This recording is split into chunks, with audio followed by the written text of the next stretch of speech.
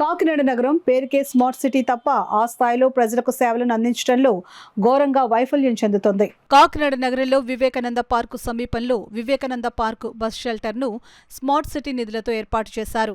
అయితే ప్రస్తుతం ఈ బస్ షెల్టర్ను చూస్తే అధ్వానమైన పరిస్థితిలో దర్శనమిస్తుంది. ఈ బస్ షెల్టర్ నుండే జిల్లాలో ఏలేశ్వరం, అమలాపురం, రావులపాలెం, విజయవాడ, రాజమహేంద్రవరం ఇలా ఎక్కడికి వెళ్లాలన్నా ప్రయాణికులు, ఉద్యోగులు, విద్యార్థులు ఈ బస్ షెల్టర్ నుండి వారి గమ్యస్థానంకి వెళ్లేందుకు బస్సును ఎక్కుతూ ఉంటారు. అయితే ఈ బస్ షెల్టర్లో ప్రయాణికులు కూర్చునేందుకు కనీస సౌకర్యాలు లేకపోవడంతో ప్రయాణికులు బస్ కోసం ఫుట్పాత్లపై కూర్చుని ఎదురు చూడవలసిన పరిస్థితి నెలకొంది. దీనిపై సిపిఎం నగర కన్వీనర్ పి వీరబాబు మాట్లాడుతూ స్మార్ట్ సిటీ అధికారుల పనితీరుపై మండిపడ్డారు. తక్షణమే కార్పొరేషన్ అధికారులు స్పందించి ఈ బస్ షెల్టర్లో కనీస మౌలిక సదుపాయాలను కల్పించాలని ఆయన డిమాండ్ చేస్తున్నారు. చాలా దయనీయమైన పరిస్థితి వచ్చింది. కెనరా బ్యాంక్ వారు దీన్ని స్పాన్సర్ చేశారు, వాళ్ళ టర్మ్ అయిపోయింది. తర్వాత దాన్ని కొనసాగించడానికి ఎవరు అధికారులు ఉన్నారో దాన్ని కొనసాగించకపోవడం వల్ల అందులో ఉన్న ఏసీలు కూడా ఇప్పుకుని వెళ్ళిపోయారు. మొత్తం అంతా పాడుపడిపోయినట్టుగా ఉంది.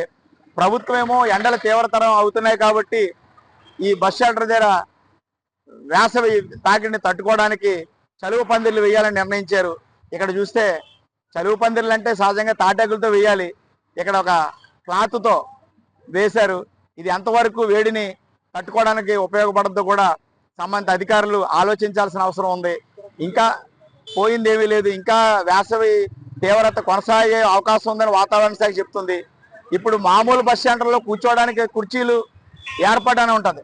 స్మార్ట్ సిటీ ఏసీ బస్ సెంటర్లో కూర్చునే పరిస్థితి లేక మహిళలు గట్టు మీద కూర్చోవాల్సిన పరిస్థితి వచ్చింది.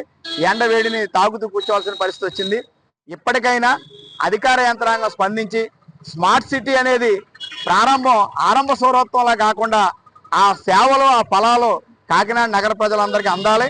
ఎందుకంటే అందుకు తగిన విధంగానే ఇంటి పనులు పెరుగుతున్నాయి, రకరకాల ఛార్జీలు పేరుతో ప్రజలు ప్రభుత్వానికి చెల్లిస్తున్నారు. ఆ చెల్లించిన దానికైనా సేవలు అందించాల్సిన అవసరం నగరపాలక సంస్థ పని ఉంది.